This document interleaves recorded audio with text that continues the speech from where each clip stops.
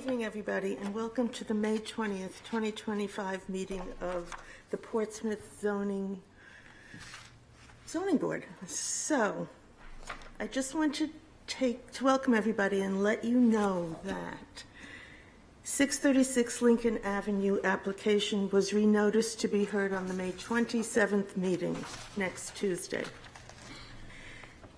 And I would like for us to consider taking the postponement out of order to vote on the postponement. So moved.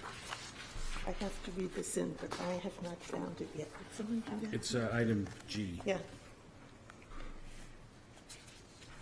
Would you mind reading it in, please? Is that a legal? I would like to make a motion to, do I have to read the whole Ganesh? Yeah.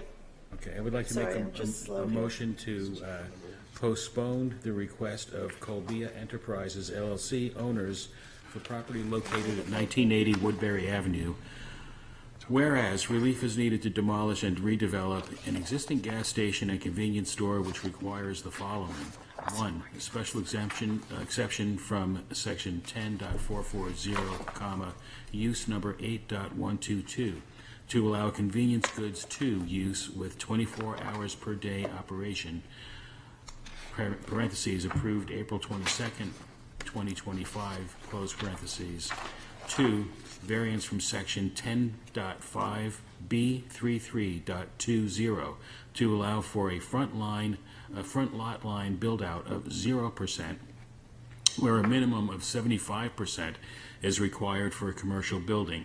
3, variance from section 10.5B34.60 to allow for a front setback from the lot line of 27 feet on Woodbury Avenue and 46 feet on Gosling Road, where a maximum of 20 feet is required.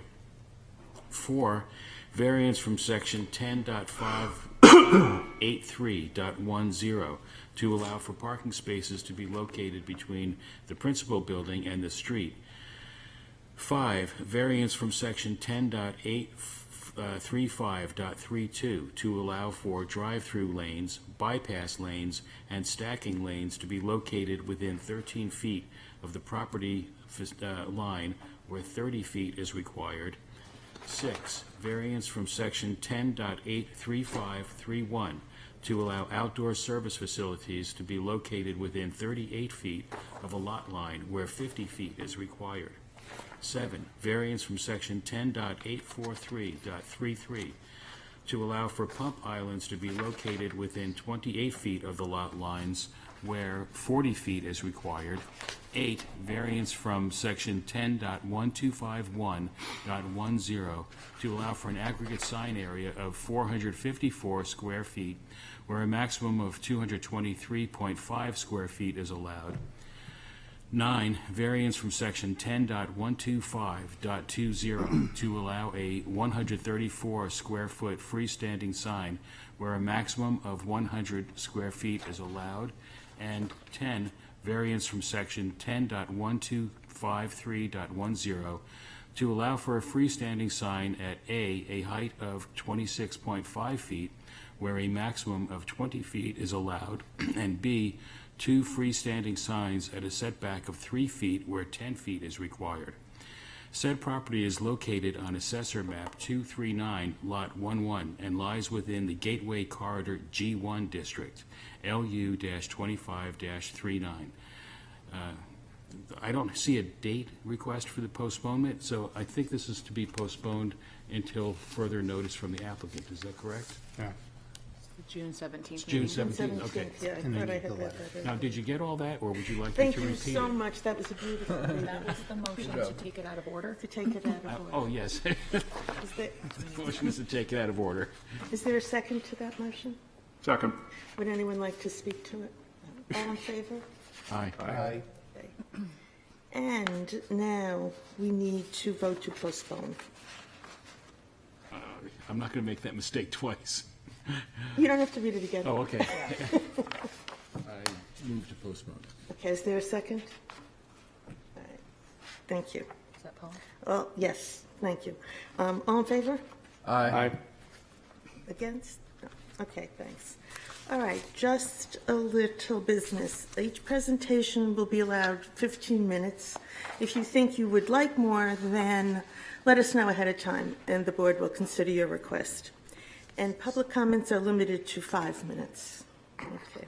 So the first item of business is approval of the minutes of the April 15th, 2025 meeting minutes. Is there anyone to speak to that? So moved. Okay, is there a second? Second. Second. Are there any comments, amendments, changes? Okay. All in favor? Aye. Aye. Okay, the minutes are approved. Approval of the April 22nd, 2025 meeting minutes. Is there a motion to approve? So moved. Thank you. A second? Second. Thank you. Any comments? All right. Then all in favor? Aye. Aye. Okay. So the next item of business are a bunch of requests, 6 requests from the Kane Company for signage along Commerce Way. And one of the things to consider is if we want to hear these all as one presentation rather than 6.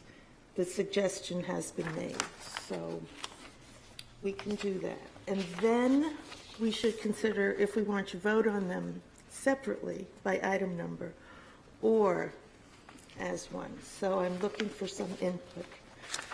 I would like to hear it once rather than 6 times, because Okay. it seems to be identical, but if the applicant feels that there is anything unique about one of the lots that needs to be singled out and separately from the others, I'd be certainly,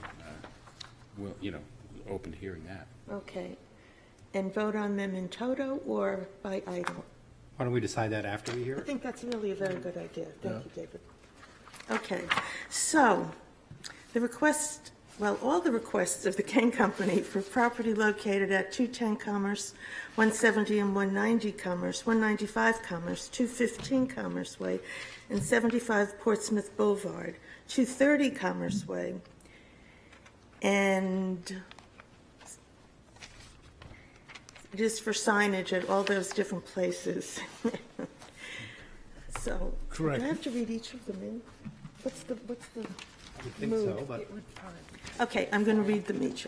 At the request of the Kane Company, owners for property located at 210 Commerce Way, whereas relief is needed to remove, replace, and relocate an existing freestanding sign, which requires the following. 1, a variance from section 10.1253.1 for a freestanding sign to be set back 4 feet from the front property line where 20 feet is required. Said property is located on Assessor Map 216, Lot 1-4, and lies within the Office Research District. Item B, the request of the Kane Company, owners for property located at 170 and 190 Commerce Way, whereas relief is needed to remove, replace, and relocate 2 existing freestanding signs, which requires the following. 1, variance from section 10.1253.10 for 2 freestanding signs to be set back A, 2 feet, and B, 10.5 feet from the front property line, where 20 feet is required.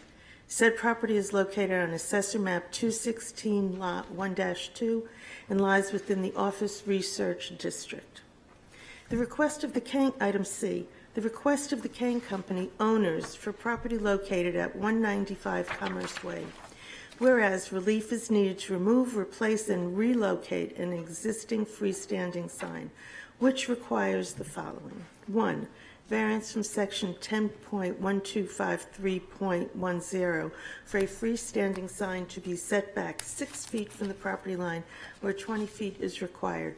Said property is located on Assessor Map 216, Lot 1-8, and lies within the Office Research District. D, the request of the Kane Company owners for property located at 215 Commerce Way and 75 Portsmouth Boulevard, whereas relief is needed to remove, replace, and relocate 2 existing freestanding signs, which requires the following. 1, variance from section 10.1253.10 for 2 freestanding signs to be set back A, 1.5 feet, and B, 9.5 feet from the property line, where 20 feet is required. Said property is located on Assessor Map 216, Lot 1-8A, and lies within the Office Research District. E, the request of the Kane Company owners for property located at 230 Commerce Way, whereas relief is needed to remove, replace, and relocate an existing freestanding sign, which requires the following. 1. Variance from Section 10.1253.10 for a freestanding sign to be set back 4 feet from the property line where 20 feet is required. Said property is located on Assessor Map 216, Lot 1-5, and lies within the Office Research District. Is there anyone to speak to this? I think you've said it all, Madam Chair. Good evening, Attorney John Bosa on behalf of the applicant. With me this also is Neil Hansen from Ty and Bond. We're here tonight for multiple applications for 7 different properties seeking essentially the same relief to remove, replace, and relocate existing freestanding signs from our property that are located on Commerce Way, and there's one on Portsmouth Avenue. These signs will be in the same or substantially similar locations. There are 2 signs that currently exist that are outside of the property. They're actually in the right-of-way. That's 170 and 195 Commerce, and those will be relocated onto our property. With respect to all of these properties, they're all commercial office buildings that were primarily built in 1980 along, at the time, was a private road that later became a public road, and the applicant is proposing to update, replace all the existing signs on those, and because they're now public roads, we need relief from Section 10.1253.10. In your packet, you have a sign relocation plan that was put together by Ty and Bond that shows the location of all the existing signs and the new signs. And the applicant proposes to update and modernize these signs to increase visibility for the businesses along Commerce Way and Portsmouth Boulevard. These new modern signs will also be better from a traffic and safety standpoint. The property lies within the Office Research Zone and Sign District 4. And with that background, I'd like to go through the 5 zoning criteria. First, granting the requested variances will not be contrary to the spirit and intent of the ordinance, nor contrary to the public interest. And the test for this criteria is whether or not granting the variances would substantially alter the characteristics of the neighborhood or threaten the health, safety, and welfare of the public.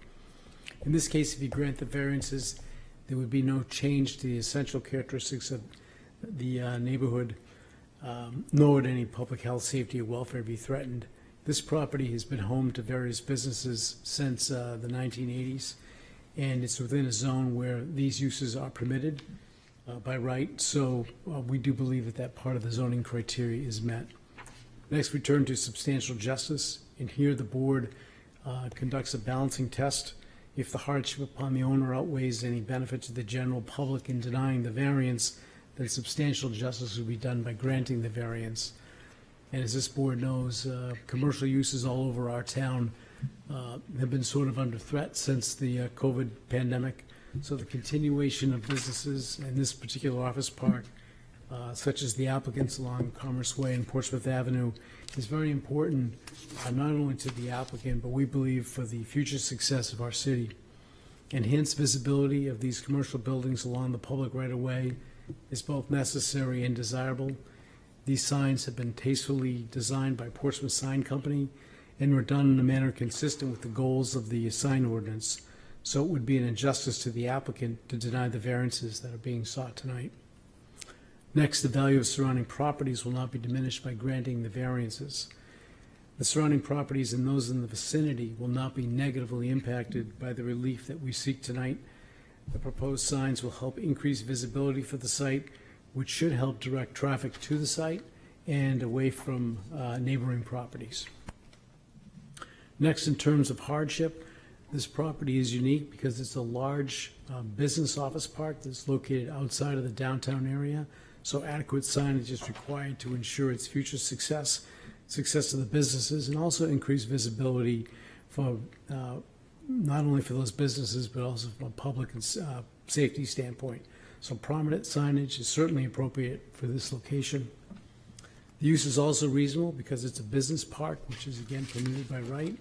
It's compatible with the surrounding retail and commercial enterprises that you see in that area. And lastly, there's no fair and substantial relationship between the purpose of the ordinance as it's applied to this particular property or properties.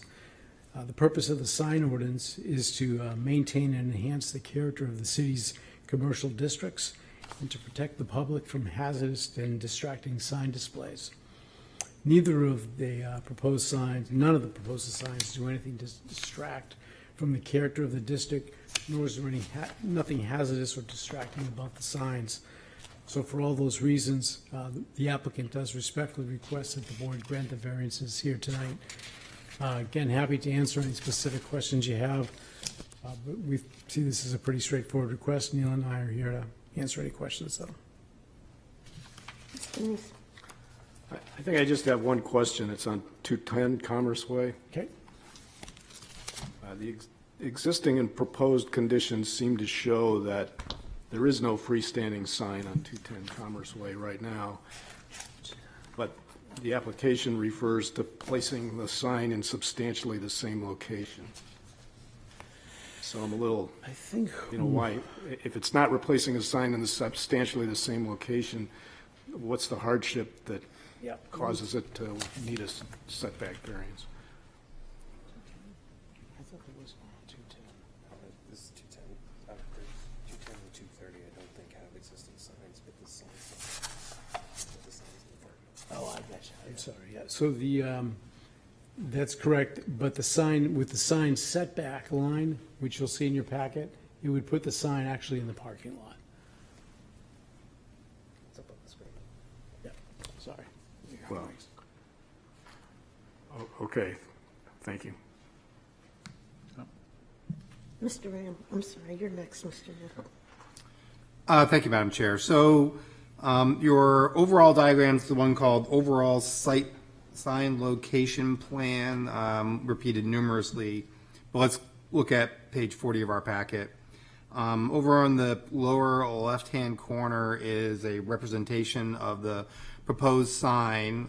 So I get that the sign dimensions are 48 by 60 inches, although it looks like some of that 60 inches is actually going to be a support post, which is equivalent to 20 square feet.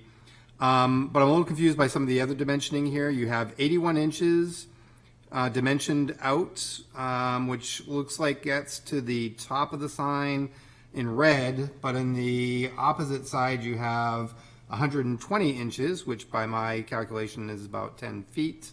That seems to indicate something different. And you have 3 inches, which I'm presuming is the dimension on top of the sign, and then you also have another 72-inch dimension, which I can't tell where that's going to. So what's up with all those dimensions? I'm going to turn the podium over to the, I'll take that one to Neil. Hey, Neil Hansen with Ty and Bonds. Yeah, so the graphics is a little hard to read. The 120 inches is the total height of including the footing. So that is the 36 plus the 81 plus the 3 gets you to the 120. Okay. So that's, you actually have essentially a 12-foot long pole, of which 3 feet of which is stuck in the ground. Correct. And the remaining, I'm sorry, a 10-foot long pole, 3 feet stuck in the ground, 10 feet, 7 feet are up above it. That's correct. Okay. And then the 72-inch dimension? What is that referring to? You stumped me on that one. I can't tell by looking at It this. just kind of seems to go out into space. Yeah. All right. And then specific to, because I looked at all these properties today or yesterday, one of those 2 days, and 210 Commerce Way does not currently have a sign. I guess what is driving for that particular property the 4.2 foot setback?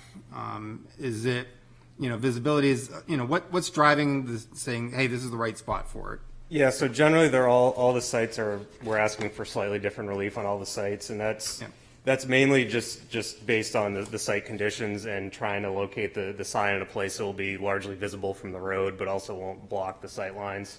So in the case of 210, you can see in the photo, there's a large tree there. So citing that in a location that it's not blocked by the tree. And then again, the 20-foot setback beyond that, we'd be in the parking lot, and also you likely wouldn't be able to see the sign from the road. Okay. Well, and my concern is obviously 20-foot setback maybe not be reasonable, but why 4 feet as opposed to giving us a little bit more, 8 feet?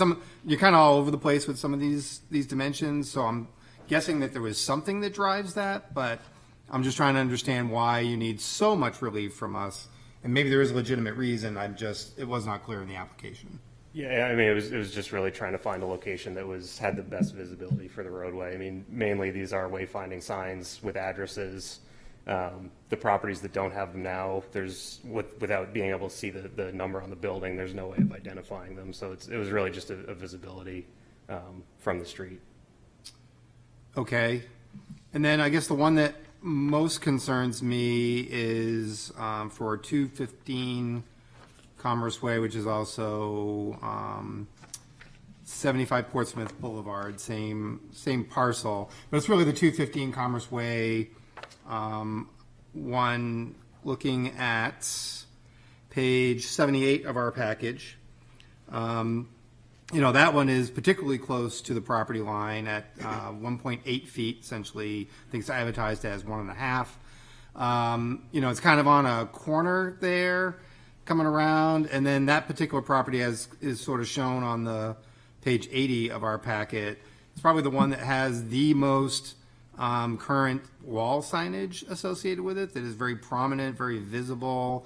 So I'm just wondering in particular why this, admittedly small sign needs to be positioned, again, very close to the property line when 20 feet is required. You're asking for a lot of relief on this particular sign. What's driving that? This sign is existing, so we're replacing it. It's an existing location. Okay. Is there any disadvantage to moving it back? Because if you're putting in a whole new sign, giving us a little bit more breathing room there? I don't believe so, no. I think we would be amenable to that. I think the 20 feet, again, would be, I don't think we'd want to go that far back. It would be, kind of against what we're trying to achieve with the site visibility, but, I think we'd be open to. Yeah, I mean, I think in most of these cases, you've shown the 20-foot corner, so that gives us some idea of the overall dimensions relative to the right-of-way. So I think there's an argument to be made that for most of these, if you're not 20 feet back from the actual roadway, you're, admittedly not your property line, but the roadway, you're pretty darn close to it. This particular one is probably the one that's closest, in essence, to the roadway, as well as being very close to the property line. So that was my concern there. And in addition, I mean, these are modest signs. They're more like a sign district 2 sign rather than a sign district 4 sign. So I think in that sense, in sign district 2, you'd only require a 5-foot setback.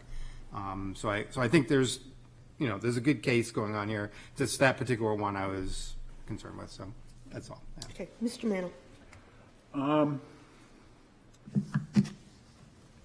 How many of these sign requests are after the fact permission? 0. Correct. You have variances for all these signs now? If there exists, I do not know when the existing signs were installed, but all of the signs that are out there are being replaced by the signs proposed in this application. Okay, because in our packet, there are no variance requests for any of these signs that I see. There are? Oh, you are So correct. they're replacing them, I They're assume. existing, non-conforming. Okay. Paul, in the packet, packet. what's stated is that these were originally private roads when the area was developed, and they were, afterwards turned into public. Understood. When did the road turn public? Do not know the answer to that. Do you, John? No. Don't know.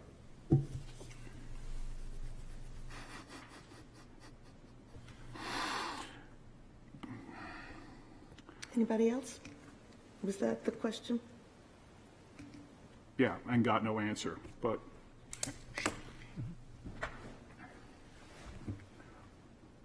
Any other questions? No. Okay, thank you. Thank you. Is there anyone in the public who would like to speak in favor of this petition? Anyone who would like to speak against this petition? Anyone who would like to speak to, for, or against the petition? Okay. The public hearing is closed.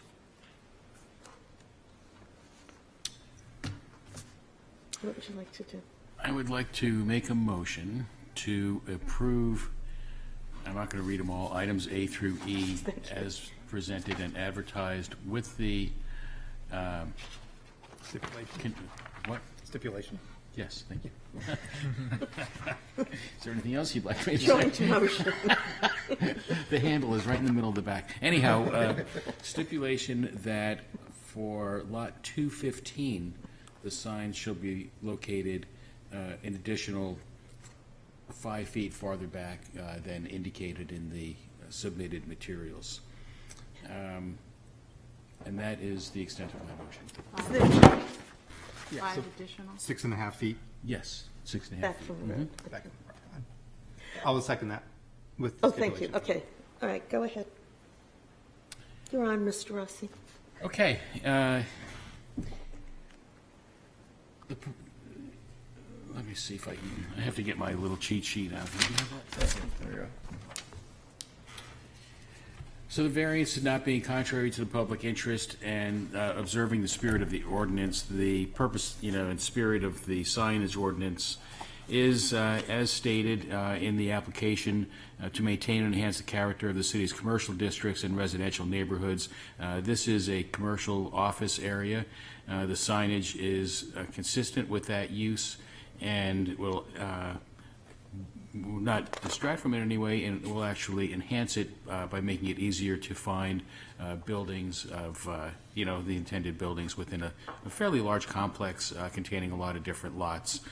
Substantial justice is done because the loss to the applicant for not being able to properly direct traffic to the commercial properties within this area would outweigh the loss to the public by having these signs erected. Particularly, these are all signs that are really not on, I know these are public roadways, but it's not like they're right on Woodbury Avenue or anything like that. They're not really going to be visible to through traffic. They're going to be visible primarily to people who have already entered into the commercial property and would have an interest in finding their way around.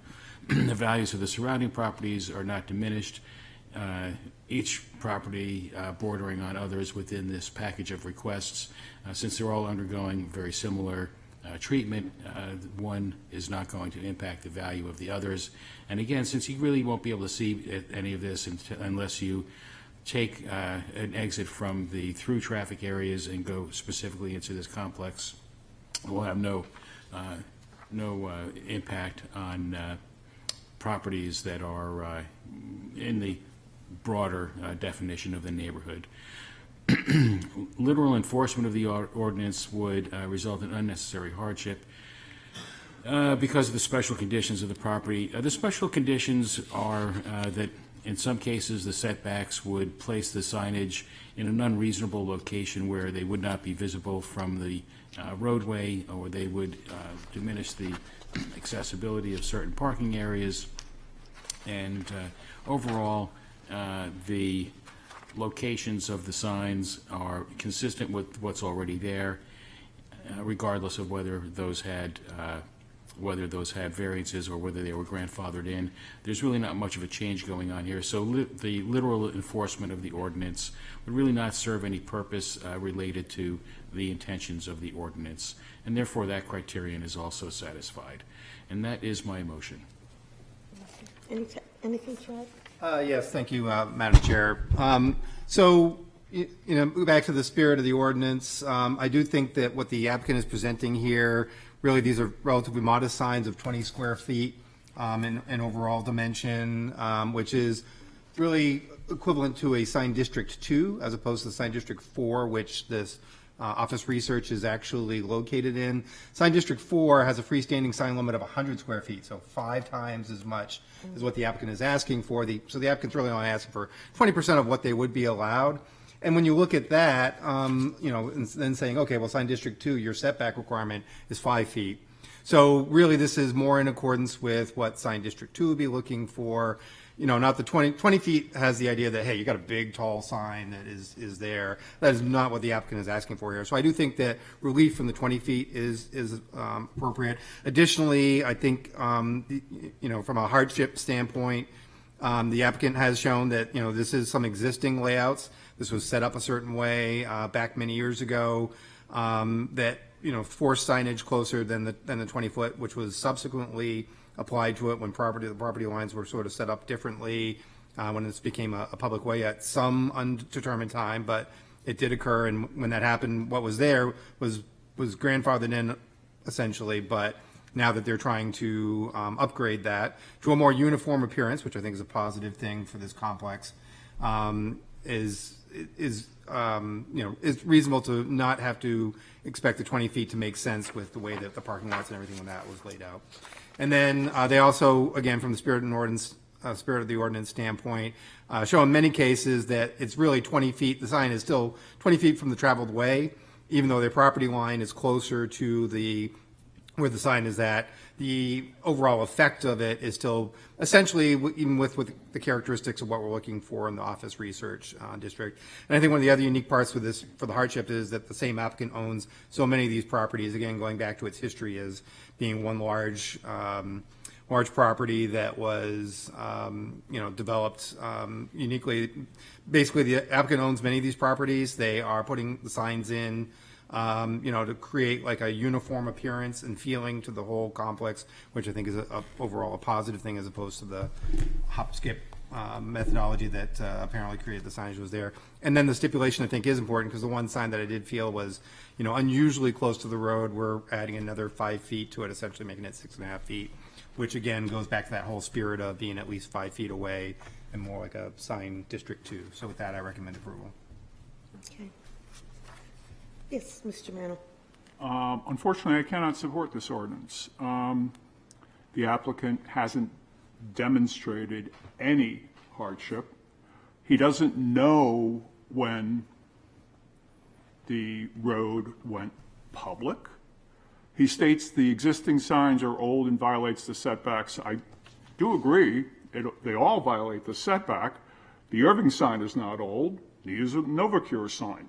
Both are fairly recent tenants.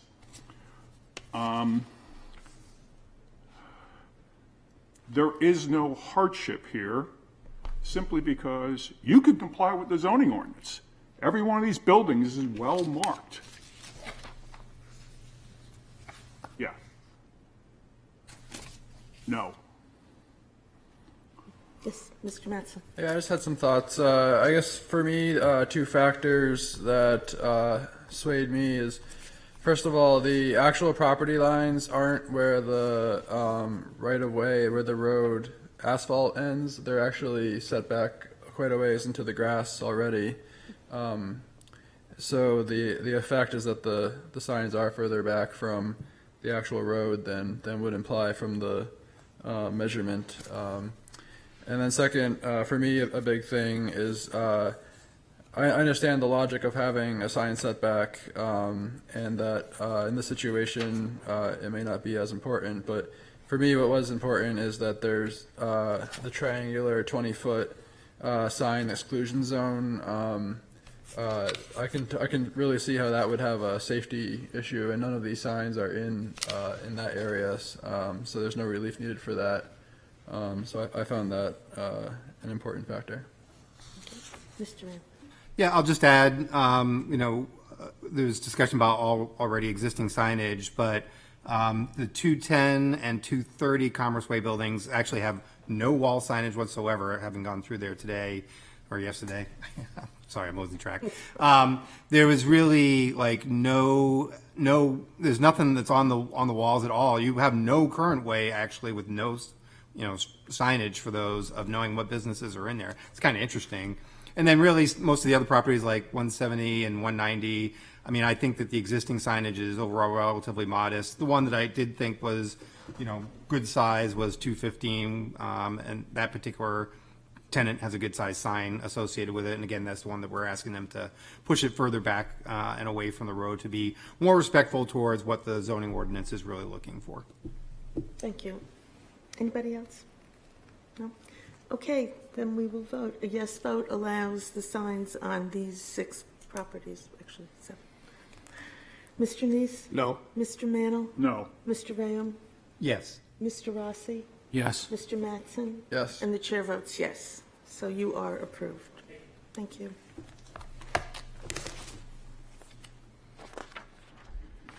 Okay, the next item of business for tonight is item A under new business.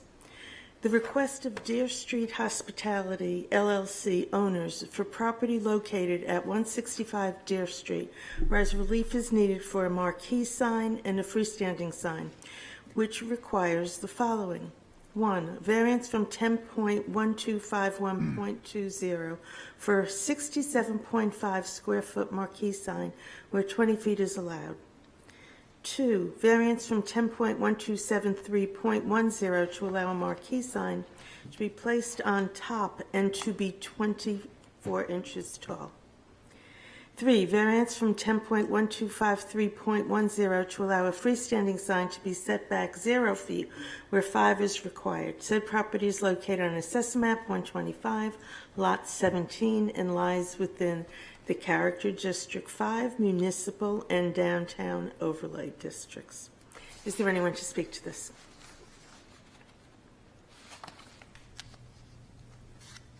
Good evening. Hello? Sorry. Mike Leary from Sundance Signs for the applicant of 165 Deer Street. It'll be a Homewood Suites by Hilton property. I think the stated 20 square feet in that zone is actually 40 for a wall-mounted sign in Sign District 3. Oh, It states 20 in here. So just a note, we are asking for relief of that, but it's not quite as large as what you would see. okay. So we'll check. For a wall sign or a marquee sign? Marquee sign is key. The marquee sign. Yeah. Yeah. It's 20. For a marquee sign, it would be 20. It would be 20? I apologize. I was told it was considered a wall sign, so, and I see the reading there as marquee. There are a lot of changes made to this since it was incepted through the planning department, where they had it listed as Sign District 5, not Sign District 3. So a lot of iterations of this has come along since the package was originally delivered here to the planning board before production, before construction began. So they're basically looking to, put this sign, this marquee sign, on the top entrance of the building, where you can see it from down Deer Street, as any type of elevation on the building would not allow it to be seen by the public to be able to get into that property. It meets a lot of the properties around there, many of the hotels that are nearby, even considering the AC Hotel, which did get a variance from this board for a larger sign than we're asking for, with an elevation higher and lit, which none of those we're asking for. We are asking for 24 inches high, where 18 inches high for those channel letters is allowed. Part of that is the size of that building as you come down the street to see it, where it sits on top, making that marquee visible. The other item that we're asking for is a 0 setback. The freestanding sign in the design is there are pillars of the building that run up right there, and they're basically at a 0 setback. If we were to go 5 feet behind that, we would be behind the piers of the building and not visible at all. So we're looking to go just in line with the piers of the building, which is essentially, 0 to 1 feet from that property line.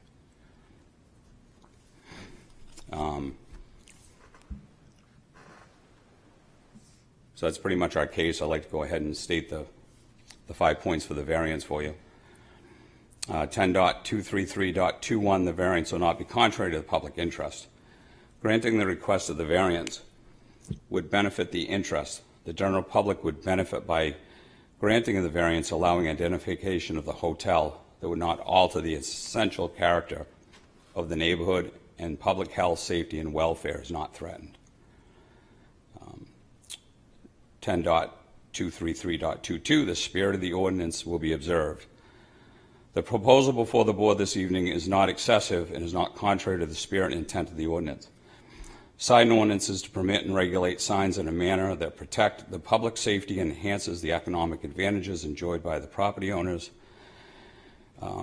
Advantages which rest in great extent on the quality of the town's appearance.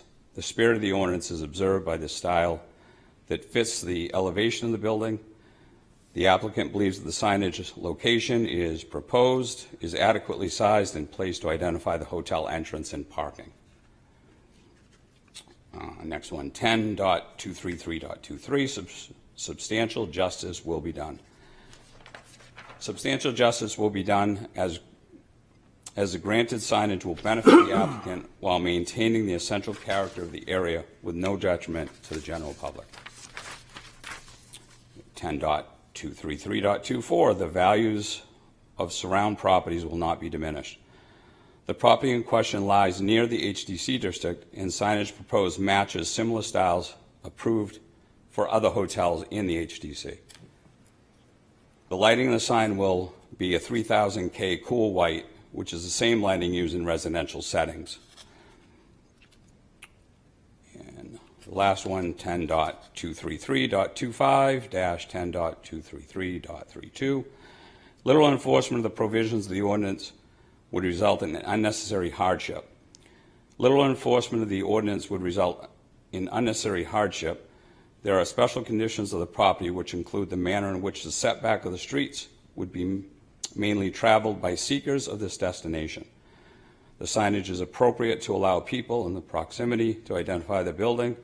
Due to the special conditions, there is no fair and substantial relationship between the purposes of the ordinance regarding signage and their specific application to the property.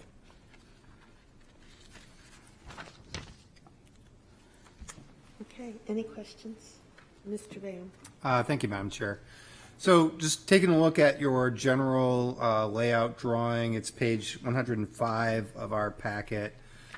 Shows all four of the signs, A through D, that you're asking for relief for. I mean, D is a tiny little wall sign. I think that's not anything you need relief for. But so I'm trying to understand some of the lines that are in here, and I'm looking particularly where your sign C is located, and what appears to be the property line, because it's the long and then two short dashes and then a long dash. There is some distance between it and C, but we're advertising this as 0 feet. Is there some setback for this sign, or am I not understanding the drawing correctly? There's another, dashed line of equal size dashes. I'm not sure what that's supposed to represent, but I don't think it's the property line, or maybe I'm not seeing this correctly. My understanding is if you look to the two sides of the red square for C, you will see the two building piers that exist there in that drawing. Correct. Yeah. Unfortunately, as we zoom in, it gets a little blurrier, not clearer. So. Yeah. So. Right. So those piers actually appear past that dashed line and closer to what I believe is the property line. So I just think the sign is actually set back a little bit, although we're claiming 0 feet. I don't know if staff has any insight into that. I think it was rounding because it was so close. Okay. We'd allow the conservative 0. Okay. And then it is, just to say, it is meant to be between the two piers. Right. So the building itself is more proud than the sign is. By a little bit, yeah. Not much, but a little bit. I agree with you. And then I'm not sure if you know the answer to this, but so there's a driveway that goes on the neighboring property that is really what's used to access this sort of turnaround drop-off area for the hotel use.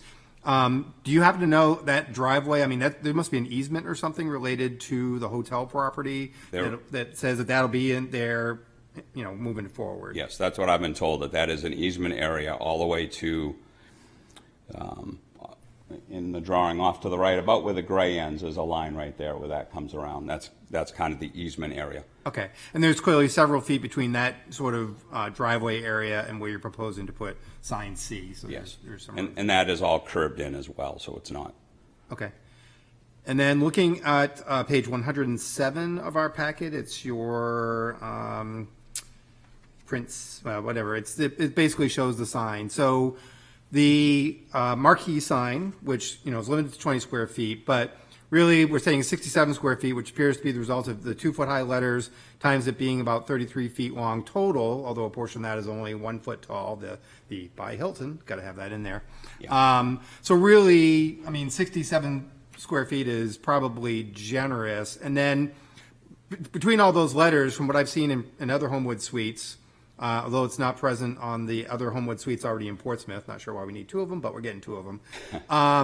Those are hollow, right? Like there's nothing behind it. It's not like this is one solid illuminated panel.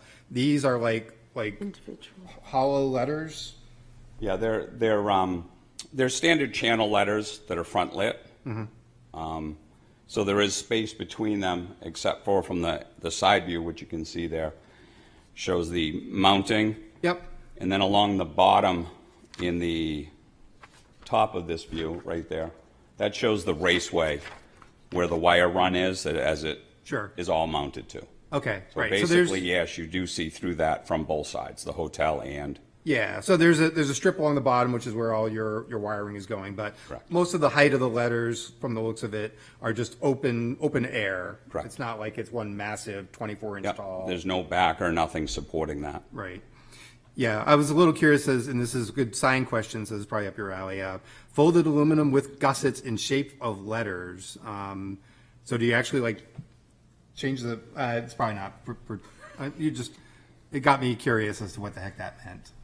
Yeah, the idea is it's behind the letter, Okay. so that only from the guest side, maybe the first, second floor would see that. Yep. But as you view it, like the night view, what you see is just going to show you the letter. The idea is we don't want to see any of that, but it's necessary for structure Sure. to hold it up. Okay. Thank you. Any other questions? Mr. Neese?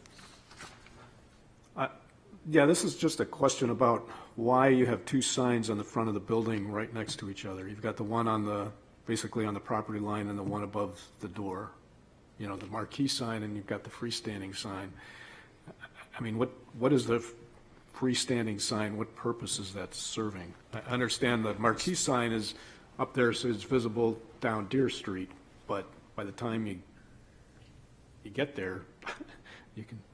I'm just curious why you've got another sign there. Sure, somewhat on that happens, and this one kind of feels that way. When you come down and you turn onto that right-of-way, the marquee sign is now elevated to you, and you're in that drive space. It allows you to say, yes, I'm pulling into this. Got it. And they've got parking under the building there and so forth. Thank you. Anybody else? Okay. Thank you. Thank you. Is there anyone in the public who would like to speak in favor of this petition? Anyone who would like to speak in opposition? Anyone who would like to speak to, for, or against? The public hearing is closed. And what would we like to do? Madam Chair, I would move to approve the requested variances as presented and advertised. Is there a second? I'll second. Mr. Mattson, thank you. Okay.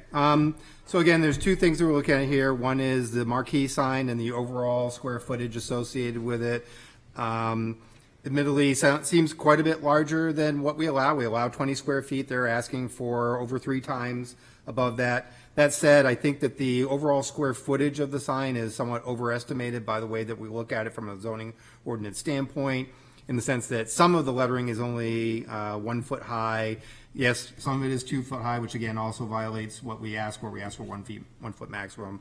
But the lettering overall is, open. It's not like a massive sign continuously being 67 square feet there, 2 feet high. It's the fundamental feeling of it is going to be something very different than that. And then the small sign that's on the ground, I can understand why they would need that. Once you approach the building from a traffic standpoint, really, you're probably not going to really be able to see the marquee sign anymore. And it just sort of helps reinforce to vehicles that are turning into the drive that is on the neighboring property of, hey, oh yeah, this is the turn in. I can zip around here. I'm at the right spot. This is the hotel. Because sign D is very, very tiny. You're not going to see sign D at that point in time. You're relying on sign C to try and make that final confirmation as a driver. Yep, this is where I'm pulling in, and I'm going to be able to get out, get my luggage, and go and check into my hotel. So with that, just going to the criteria, granting the variance would not be contrary to the public interest, and granting the variance would observe the spirit of the ordinance. Again, I think overall from the spirit of the ordinance, the applicant's signage for this building overall is very modest. There's not a lot being presented here, as the applicant has pointed out. Some of the other hotels, AC Hotel in particular, had a much larger signage overall. Also looking at some of the other hotels that are further up the street, and again, every single case is different, but they also have signage that is comparable or more than what we have here. In fact, I think the Residence Inn has 2 marquee signs that the lettering is clearly greater than 1 foot. It's probably pretty close to the 2 feet on it. So I do think there's some other similar things that are seen in the neighborhood. So this would not, look and appear out of it. Like if you're looking at some of all of those other signs that were probably allowed by, because the gateway is relatively new, might have been allowed when those structures were put in place. But again, sort of create a characteristic to the neighborhood that I think that what the applicant is asking for here will not violate it, even though we're trying to make the smallest signage as possible in these character districts. But that said, I think it's in keeping with the spirit. The applicant could have a larger wall sign of 40 square feet. They are not putting that on this side. They are just keeping it to this marquee sign. So I think that they are meeting both the spirit and the general characteristics of the neighborhood. Granting the variance would do substantial justice. Again, there's nothing in the public interest. It is in the public interest, from a traffic safety standpoint, that there is decent signage so that people kind of know where they're going. I think this is relatively modest signage that serves that public purpose. There's really nothing here that says that there's a public purpose that would outweigh the applicant's need to properly display information about their hotel that would allow guests to find it. Granting the variance would not diminish the values of surrounding properties. Again, this is a highly commercial area. The signage, while not exactly what we call for, is on the whole modest and is not going to be imposing in a way that would negatively affect property values of those other commercial properties. And then hardship. So I think the setback for the freestanding sign, I think some of the unique characteristics here is it is slightly set back from the property line, but again, the property line really is very tight here.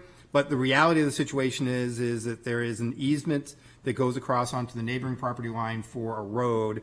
And in essence, under more normal circumstances, had this property been freestanding out somewhere, likely would have been part of the property, and we would have had no discussion about the setback for sign C.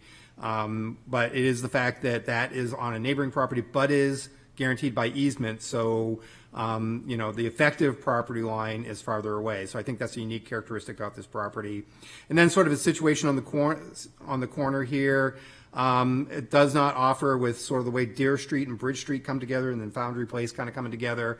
There's not a lot of opportunity for a wall sign or some of the other methodologies. I think using the marquee sign makes the most sense. With that configuration, I think there is a kind of a unique set of circumstances here that is driving it. Again, the requested sign size is, yes, greater than required for a marquee, but from an overall lack of wall sign, I think it is in keeping with what we're trying to do to minimize the amount of signage in our character districts. So with that, I recommend approval.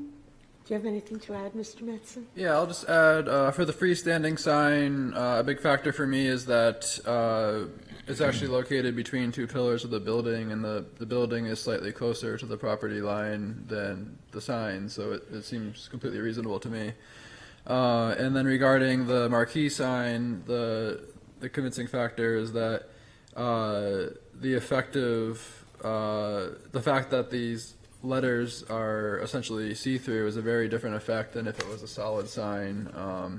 I think that's a very different, even though it's measured at 67 square feet, the effect is quite different. Okay, any discussion before we vote? Yes. I don't intend to support the motion. I don't have any problem with the freestanding sign. I think it serves a purpose. I don't have any problem with the location of the marquee sign or the fact that it's lighted. However, the sign ordinance is pretty clear about the size in this area, and I haven't heard any real justification that to me justifies why the sign needs to be larger than what's called for in the ordinance. I have been thinking about that, and while our sign ordinance changes the dimensions for different districts, what it doesn't do is take into account the size of the building we're putting it on.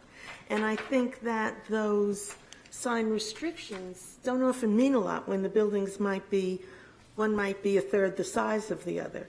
So for me, this is a reasonable scale for this building, and I am going to support it. And I know I can't change the sign ordinance, but it just seems that some percentage of building coverage somehow would make more sense than just rules that don't always apply. So, okay. I'd like to comment on that as well.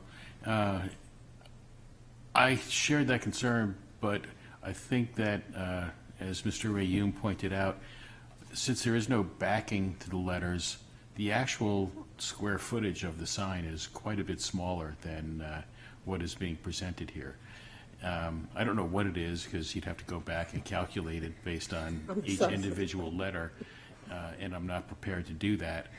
But I don't think that what they need is anything close to 64 square feet. I don't know how to, I'm sure AI could calculate it for us, but. okay, well, can you get right on that? Call up Grok and see what they have to say. I don't know if there's any kind of stipulation we could put into the motion to indicate that we're not approving a 64 square foot, or whatever it is, 67, I can't remember the number. I mean, that is how we That's measure how it. it's figured, yeah. I'm sorry? It is how we measure them. Even if Yeah. there's space, we would measure You it as a just do box. the area of Yeah, that's what's specified in the ordinance, to measure it that way? That's interesting. Those would be two totally different signs, you know, in terms of how they would appear. All right, I have to contemplate this. Any further discussion? Okay, then I'll call for a vote. Mr. Neese? No. Mr. Manna? No. Mr. Rayo? Yes. Mr. Rossi? No. Mr. Mattson? Yes. And the chair votes yes. So you do not have 4 affirmative votes. Correct. So That's a denial. that is a denial. Okay. Yep. And when we have a denial, we have to be very clear that the reasons for it have been very clearly stated. So, I'm sure Mr. I Neese could believe- come up with a well-worded explanation. Yeah, but before we get to that point, does anyone want to make a different motion? that is a possibility. Yes, Mr. Mann. I'll make a motion to deny the request. Is there a second? That could be helpful. I won't second that. No second. No second. Okay. I can make a motion, actually. Okay, let's try. I would make a motion to approve the request with the stipulation that the sign not be constructed with a backing behind the letters. Is there a second to that motion? I would second that, but isn't, it's just, it's an added stipulation, so it's different than the previous Right. motion, even though what was advertised is, okay. In my opinion, as presented and advertised, which was part of my motion, would cover what the applicant provided. I don't see any difference. Which is that there isn't a backing, that there are freestanding letters. Correct. But that motion failed, so Correct. we have to have another motion. And this one is different with the, because it So- has, We need to do that, but we're looking to see if we can It is different. yeah. Is there a second? I second it get. with Okay, the, let's hear what Mr. Rossi Yeah. has to say. yeah. Well, Mr. Rayum has put a bug in my ear now, but I'll restate the motion anyway. My motion would be that we approve the request for both the location of the freestanding sign and the square footage of the marquee sign with the stipulation that the letters will remain as freestanding letters and not have a backing. Is there a second to that? Yeah, no, I'll just to reiterate that, again, I understand why the planning department defines the sign square footage the way they do because of the whole issue of if it was a see-through sign, how to actually determine that square footage of the font thickness and letters.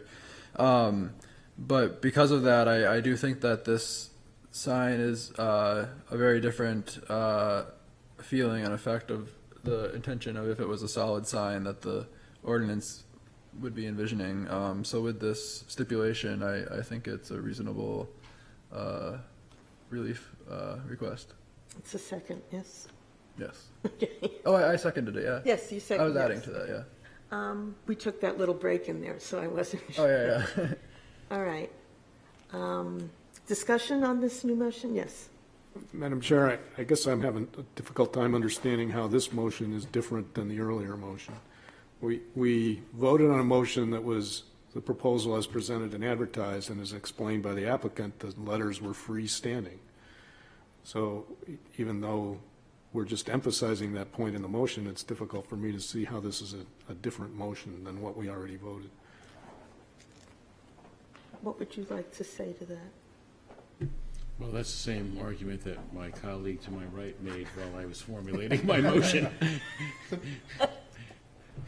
Yes, Mr. So I would say, I mean, okay, it's belt and suspenders. I mean, we've done this in the past where sometimes we have a stipulation that is particularly of importance to a particular member or members of the board to truly clarify, presented and advertised, eventually in the future does get blurrier and blurrier as time goes along.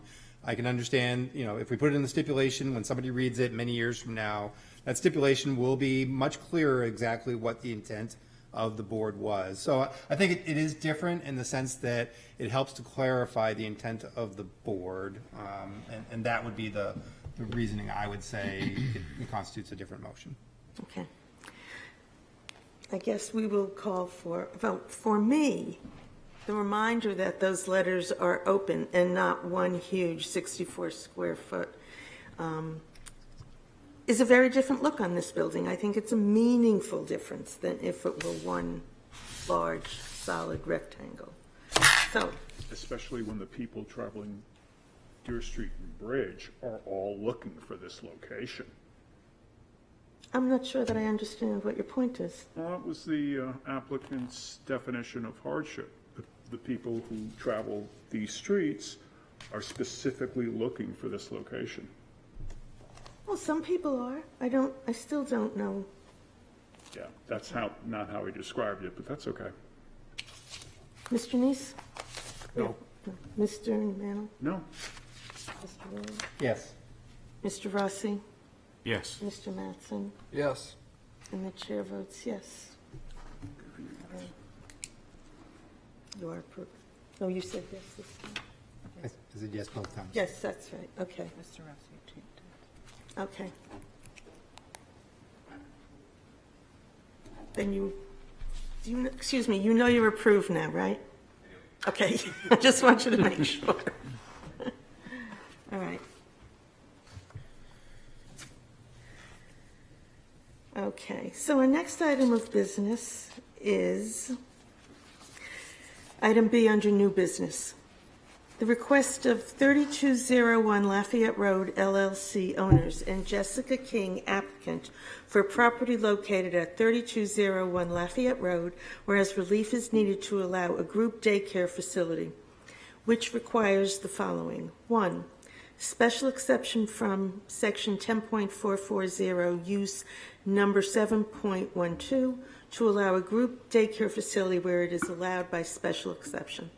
Said property is located on Assessor Map 291, Lot 8, and lies within the Gateway Corridor District. Is there anyone to speak to this petition?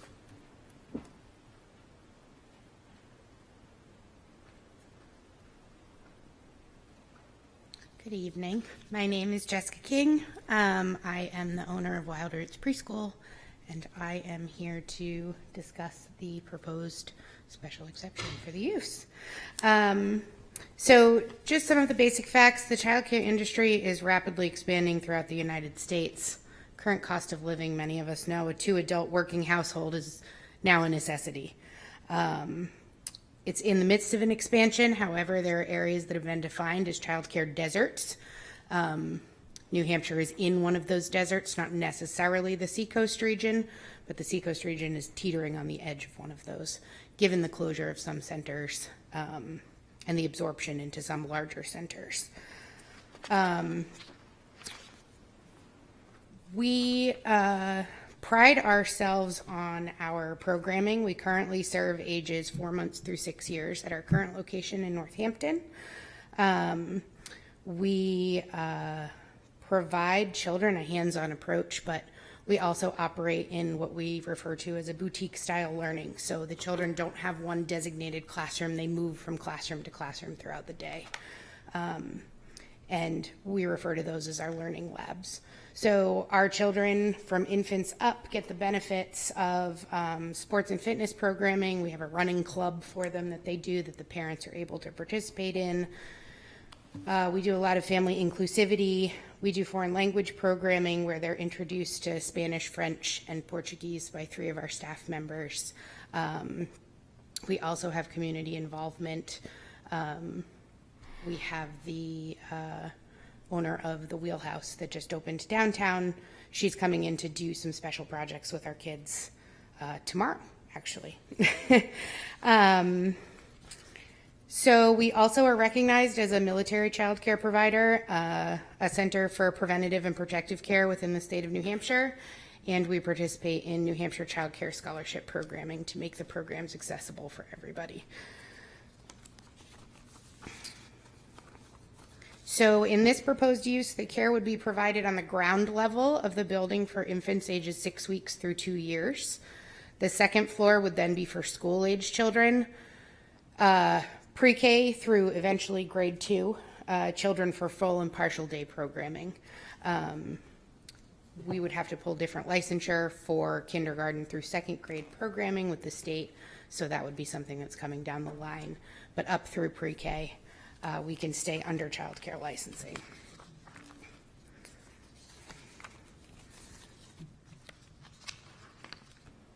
So I sort through my papers here.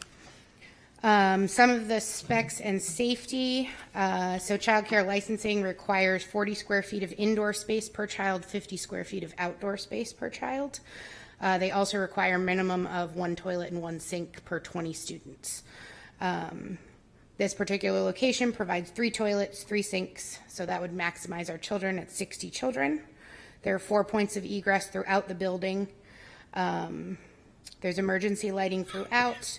There are new double-locked child-proof windows throughout and fire-rated doors on all the rooms. Downstairs has a 20-minute fire rating, and the upstairs doors have an hour-and-a-half fire rating on them. In terms of outdoor space, the building does have green space directly in the rear and to the right side of the building if you're looking directly at the building. So pursuant to section 10.824.20 of the ordinance, the fencing will be agreed upon by the owner, and the tenant will be installed to create a safe play area prior to occupancy. The play space, because of the state's requirements, will be no smaller than 3,500 square feet. It's shown in the diagram that it will be exclusive to our use for the child care center. There's direct access to the fenced-in area, and it will be equipped with self-latching gates per child care licensing requirements. Pertaining to section 10.824.10 of the ordinance requiring adequate parking to allow safe passage from the parking area to the facility. The facility is currently equipped with sidewalks and multiple entrances, including a wheelchair ramp. There are 20 existing parking spaces located in the front and to the left side of the building. Per the ordinance, there's required to be 0.5 spaces per student of the total licensed enrollment. So based on the current existing parking spaces, we would maximize our enrollment at 40 children. For traffic flow, which also speaks to the parking, we've adapted a kiss and go method. So This building in particular serves it very well because it allows the parents the ability to come in off of Route 1, pull off into the parking lot. We basically have somebody designated. We go out and we receive the child from the parent. We check them in via our system, and the parent's free to go. It makes for a smoother drop-off for children and for parents. We do request people give us approximate drop-off and pickup time so that we can staff adequately for it. The special exception criteria, one, the standards is provided by this ordinance for the particular use permitted by special exception. Wild Roots meets all the zoning ordinance requirements for a special exception. Group childcare is required within the G1 zoning district to obtain a special exception. No hazard to the public or adjacent property on account of potential fire, explosion, or release of toxic materials. Wild Roots poses no risks related to fire, explosion, or toxic materials. No hazardous material will be stored or used on site. 3, no detriment to property values in the vicinity or change in the essential characteristics of any area, including residential neighborhoods or businesses and industrial districts, on account of the location or scale of buildings and other structures, parking areas, access ways, odor, smoke, gas, dust, or other pollutant, noise, glare, heat, vibration, or unsightly outdoor storage of equipment, vehicles, or other materials. Granting the variance will not diminish surrounding property values. The property is located in a prominent commercially zoned area. It's along a major traffic route. The location abuts a mobile home park, a restaurant, a sales office, and other small businesses. The proposed use may help bring new workforce-aged families into town, therefore potentially increasing property values due to the availability of childcare spaces. In keeping with the character of the locality, there will be no significant changes to the property itself, and any fencing or barriers installed will match those that are already established on the property. 4, no creation of a traffic safety hazard or a substantial increase in the level of traffic congestion in the vicinity. So as exhibited above, we implement a kiss and go method that allows for free-flowing traffic during drop-off and pickup times. This method, in conjunction with the 20 existing parking spaces, as well as 3 separate driveway entrances, ensures that there will not be a substantial increase in the level of traffic congestion in the vicinity, nor will it create a traffic safety hazard. Compliance is maintained as stated by the requirements for 0.5 spaces per licensed enrollment capacity. 5, no excessive demand on municipal services, including but not limited to water, sewer, waste disposal, police and fire protection, and schools. The building has previously hosted medical offices and other professional services. The proposed use would not significantly impact demand nor place excessive burden on city services. With a consistent but low number of children, Wild Roots will have minimal impact on water, sewer usage, waste disposal, and public safety resources. And 6, no significant increase of stormwater runoff onto adjacent property or streets. Wild Roots will not contribute to a significant increase in stormwater runoff, as there will be no major exterior modifications or expansions to the building or to the existing paved areas. Currently, the existing drainage infrastructure suffices to manage rainfall amounts, and Wild Roots operations will not add any water-intensive uses that will impact water runoff levels. Are there questions? Mr. Reese? I just got I guess I've got a question on the number of students. Sure. Now, you've got a building that is capable, I guess, of actually handling 60 students, Correct. but the parking limits you to 40. Correct. Do you envision trying to expand the parking to move up to 60, or is 40 your sweet spot where you want to be? We like to operate between our sort of sweet number is between 25 and 50. So 40 is a pretty good number for us. What we found with our current location is it allows us to provide a higher level of care while still meeting the needs of a significant amount of kids. There's an article in the Portsmouth Herald a few days ago that came out about the meeting, and we had 10 inquiries the following day for childcare. So there's really, if I continued to expand space, there would probably continue to be kids to fill it, but for my own sanity, there's a max. Okay, so right now, anyway, you don't envision yourself increasing the number of parking to increase enrollment? No. Thank you. Sure. Mr. Ram? Yeah, I believe it's covered, but I just want to hear specifically from you. There are two structures on the property. The only structure that is going to have the daycare use is the two-story structure.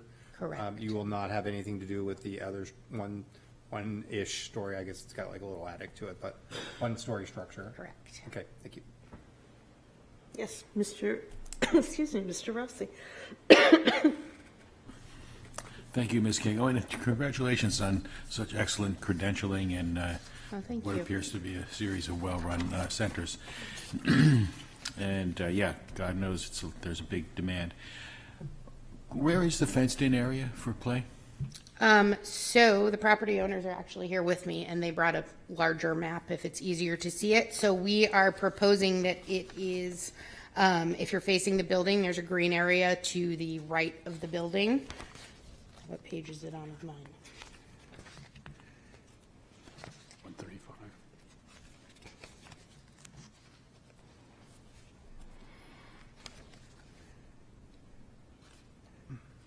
So it's on page 14 of mine with the traffic flow procedures is probably the easiest way to see it.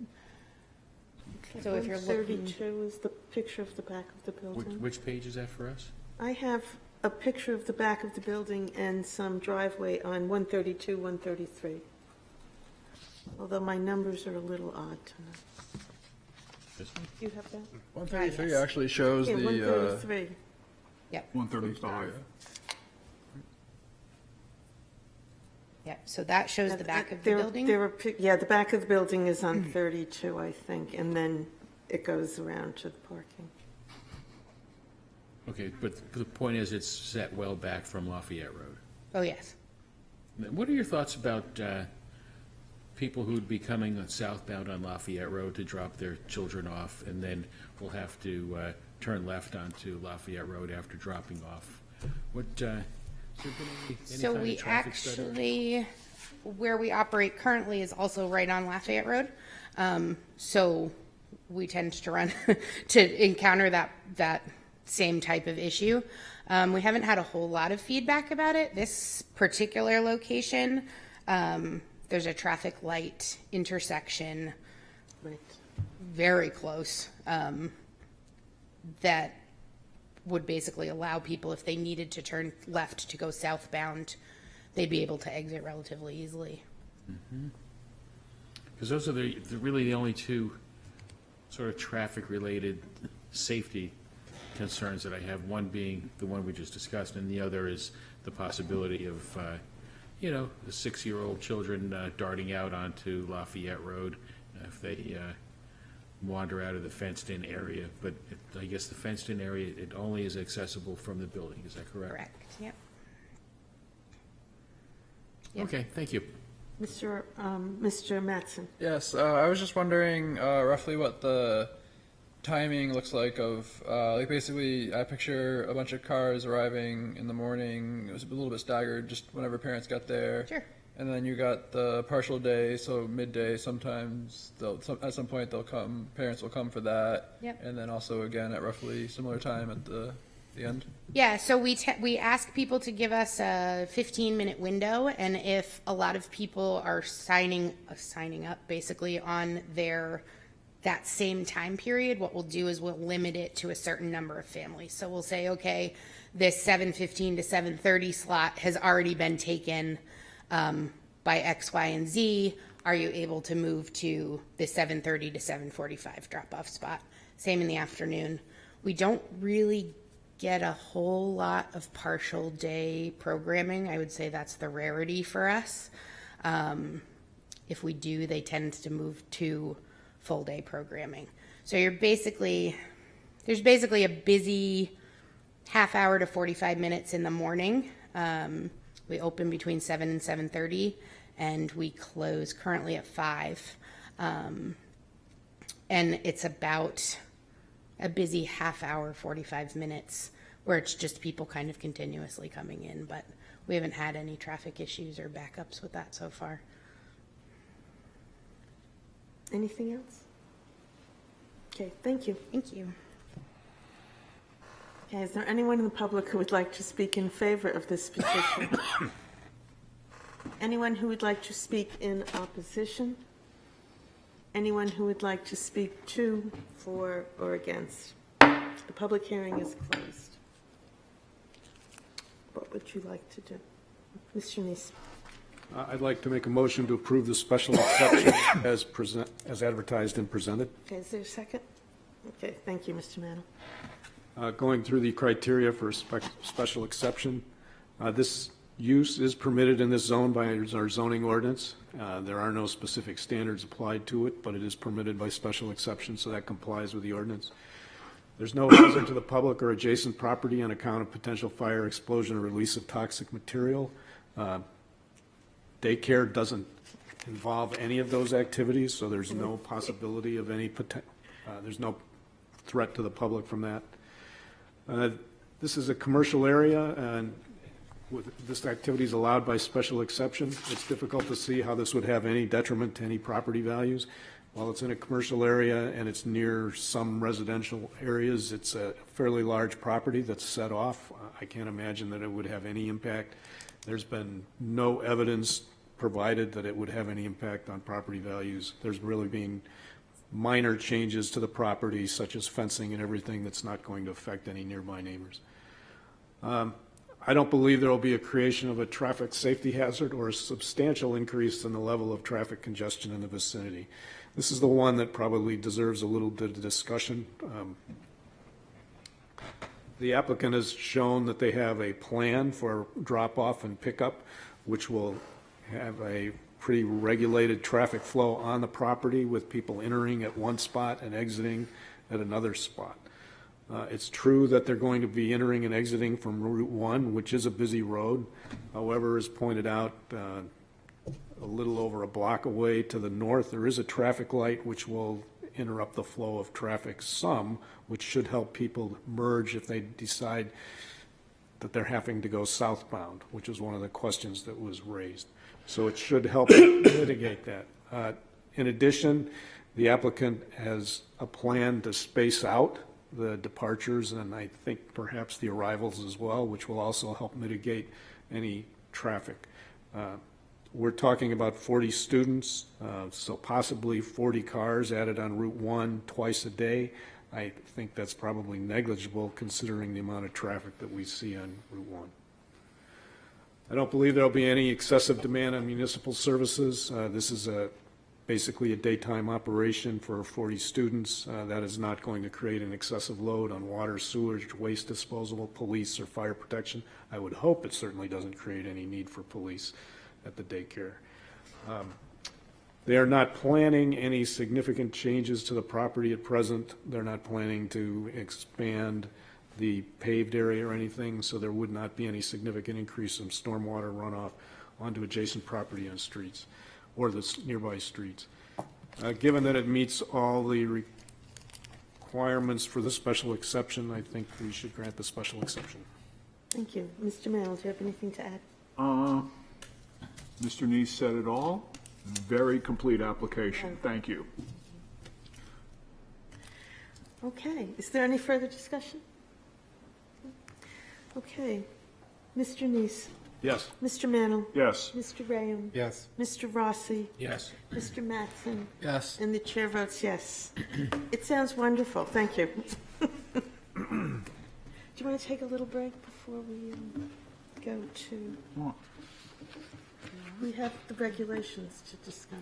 No? Okay, I just wondered, just checking. Okay. So, rules and regs. Excuse me.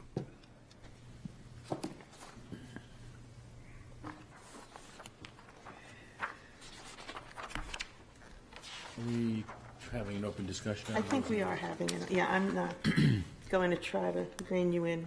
Can I ask a question related to item 7? And what, can somebody explain to me what the meaning of the last sentence is? It reads, "It is the chair's determination if there is a deadlock and the request is denied." Item 7 under 7, the board. Item 7, miscellaneous, Section right? 6, Under the item board, 7. sorry, section 6. Section 6, item 7.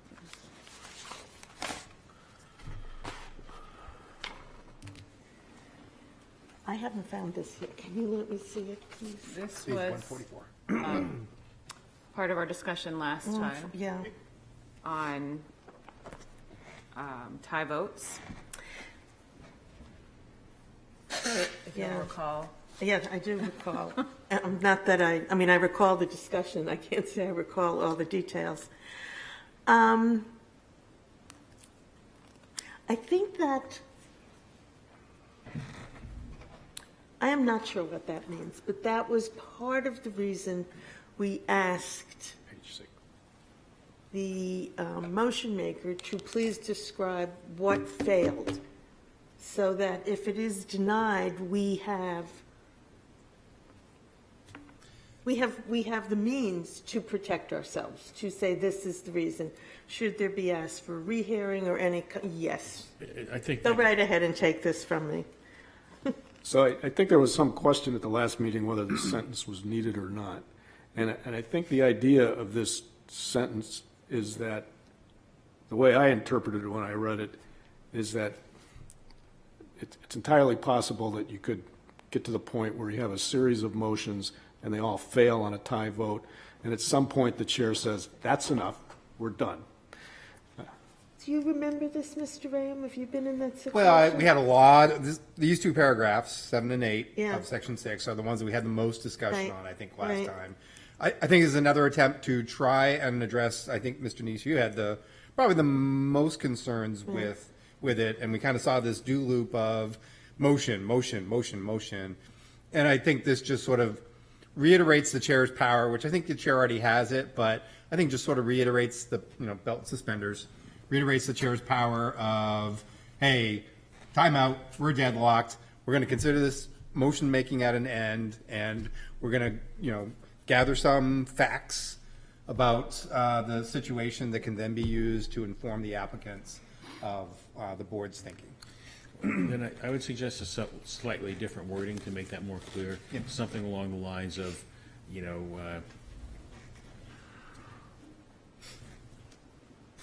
I don't know how to word it, so I'm not going to try it. I'm just going to say that something along the lines that if there, after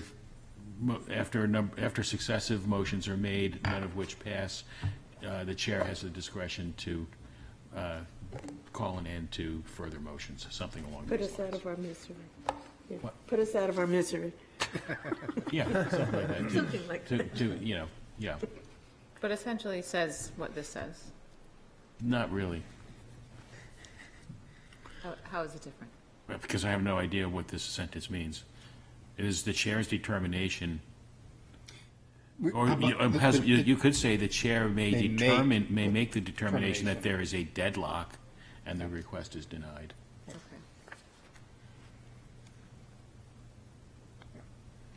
I'm not trying to be a, persnickety grammarian, I just simply did not understand that sentence.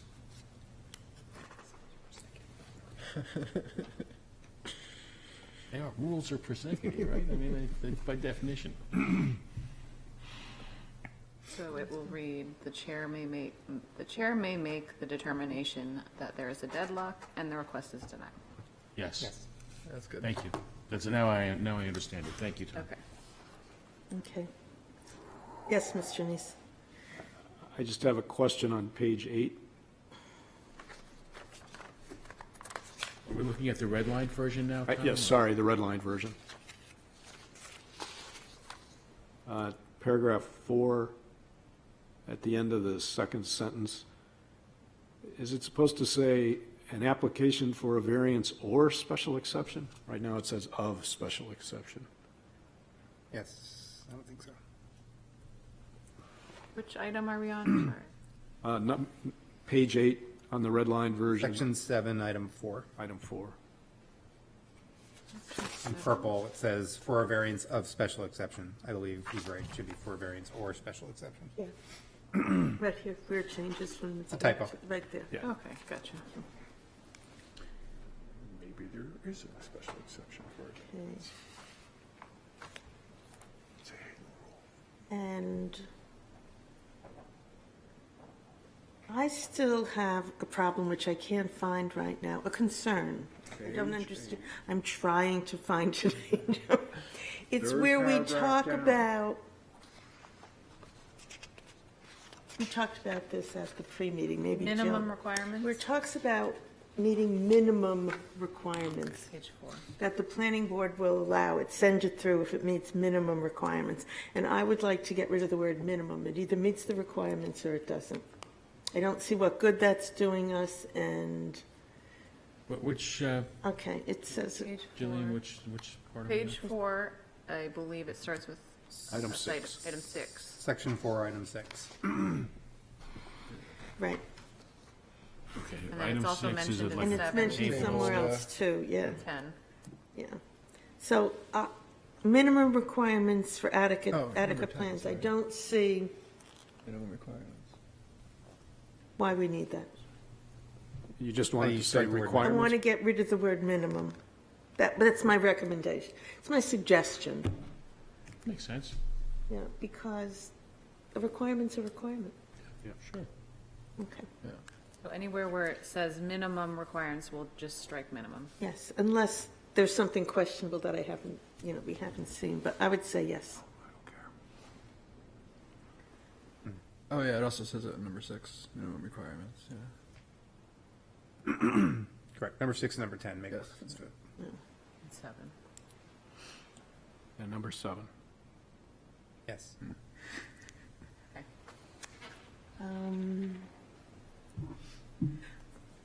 Mr. Nisa, you I guess can, the word minimum gives the planning department the cover to say, no, you need more in this case. well, then they would say you don't meet the requirements in this Yeah. case. Okay. I mean, I don't feel that strongly about it. I just, yeah, like, I feel like someone will say, oh, how do I get extra credit? There's more than minimum? Well, you get extra credit by getting certified to be a daycare teacher and all of She that. was terrific. Mr. Neese, are you satisfied with the vote, the 4 votes that are necessary for passing and the consequence of, The short answer is yes. I think Mr. Rossi's suggestion to emphasize that 4 votes are needed clears everything up. okay. Okay, It avoids the confusion about, what happens next. It just says if you don't get 4 votes, it's not approved. okay. I just knew that was a sticking point.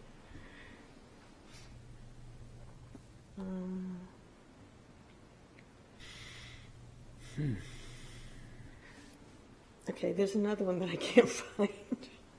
Sorry, I did have a marked up one. It says that nobody shall leave a meeting if their vote is needed if their number is needed for a vote that is coming up.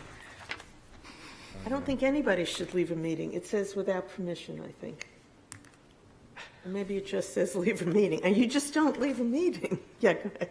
So I think that language is fine. I just think it's kind of odd because I can't imagine anybody's going to get up and leave unless there's something urgent, like they're getting sick or whatever. Right, And the chair's going to say, no, you can't go.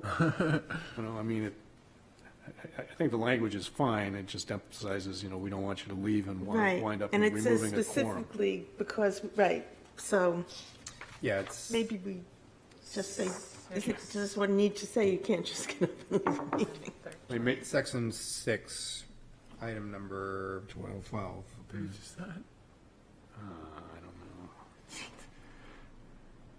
Must have been an issue at some point in the past. I kind of wonder if they had a problem sometime where people didn't want to vote on something and just got up and left. Yes, that would, yes, that's Is a that good what idea. Why haven't we thought of that? I mean, Right after you make a motion. Yeah, I am making a motion. I mean, I do kind of agree with a little bit of what you're saying, Madam Chair. I would just simplify that to no member shall leave a meeting without permission of the chair. Right. That seems, Yeah, it's that like, seems fair. because it kind of sounds like, oh, hey, you don't need me, bye, and you Right. just wander away. Right. No one should be leaving the meeting without the permission of the chair. And presumably justification for it. Right, right. Okay. It's kind of a quasi-parliamentary maneuver to deny somebody a variance request without,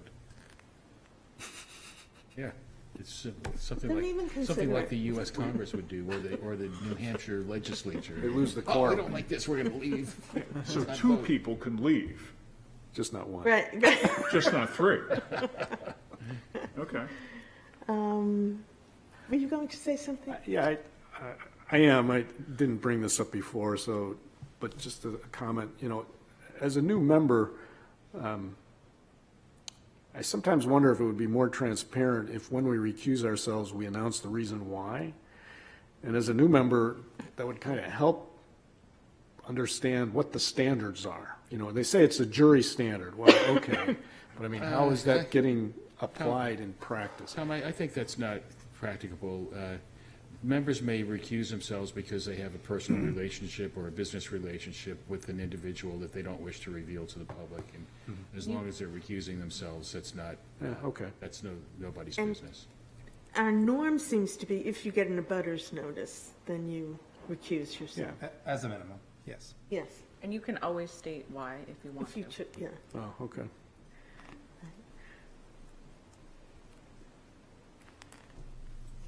So if there's You no can't be further, forced Are to we there? recuse yourself. Right. we can take a vote. But it has happened. You're ready? Do we, I'm sorry, did we have to have a public hearing on this, or is this the public? This is a public A hearing. public Okay, meeting. there's nobody here. Public meeting, yeah, this is a public meeting. Not that we haven't gotten input about our rules and regulations, but yes. I do have one other question pertaining to rules and regulations. Maybe it doesn't belong in rules and regulations, but it's it's kind of a record-keeping question for the board, and that is, should we be required to keep a kind of a training record for the board members so we can signify that we've gone to whatever these New Hampshire, they just had one a couple of weekends ago. Yes. You know, these zoning board things, just to kind of, I don't know if it would bolster the credibility of the board or if it would just make us more vulnerable to, you know, challenges of inconsistent training or something. I don't know. Is it a good idea or a bad idea? I would Paul say it's shaking his good head no, so practice it's to probably a bad keep idea. that logged yourself, and we Neighbors are may gonna ask hate. you. We make a once in bad a while. decision, somebody's gonna go after us, no matter what. Whether we follow the rules to the letter, some people will not like a decision. This is true. Yeah. Yeah, I mean, I would say obviously training is encouraged, but not required to be a zoning board member. That is So, true. You know, but in the absence of any requirement, I would say keeping log would be a personal thing. And again, potentially be encouraged to do so, but I don't do it, but I was kind of surprised that a few months ago when the planning department asked for some accounting of what training we went to, and I was like, I was what? I don't going know, I to don't keep say, track of that. yeah. Or a grant asked about training for board members, in general, not just the board of trustees. So we do keep track of the ones that you provide, though, right, that are provided by the city to, I mean, in here. Like when we call a meeting and it starts out with the training, or we ask someone from Yeah, that the would be- municipal association. We would have to come. We yeah, have a records. record of So that that. was just for a grant application. I know that not- was, yeah, and I couldn't, Okay. I really, that was I was hard like- for me to get it together, yeah. So the question is, are we done for this year? Would you like to see it all official without the line, underlining in We have a- colors we have a before we copy. vote? We have a copy that's not redlined. It would be just Well, with we just the, changed a few the things. changes that were proposed tonight, yep. So, do we want to see it one more time with those final changes in it? You know? I say no mostly because it'll just invite more changes. I would like to make a motion to approve the amended bylaws with the addition of the changes that were stipulated tonight. is there a second? Okay, thank you. Rules and regulations. Okay. Yes, rules and regulations. Any further discussion? Okay. Mr. Neese? Yes. Mr. Mannel? Yes. Mr. Rayam? Yes. Mr. Rossi? Yes. Mr. Mattson? Yes. And the chair votes yes. And thank you to the planning department Yes, and the thank legal you. department Yeah. for putting up with us. Yes, thank you. Trevor was very helpful. I do, No, I mean, and I would say, I think we've made a lot of improvements to these rules since 13 years ago when I started on the board. So a lot of stuff that's come up that we have come to address, and I think has been helpful in making sure that this board is doing its job. Well, the tie vote thing has always been probably the most It has complicated always one. been. Remains the most complicated one. How do we get out of it? But no, I think this was it was good. I just want to say one thing. Jody Record has resigned from the board. And nothing we did. And I want you to say to the public, we need 2 alternates. Please, don't we look like this is fun? Okay, is there a motion to? So we have a full slate of regular members. do. But we're We missing do. alternates since ML and Jody have both left. Have we had, And there have been various names that have come and gone, but nothing that has stuck. And Peter did say he'd put it in the city newsletter, the town, the city newsletter, and ask for people. So if not, then we are ready for, motion to adjourn? Seconded. Move the- okay, all in favor? I Okay, thank you, we're done.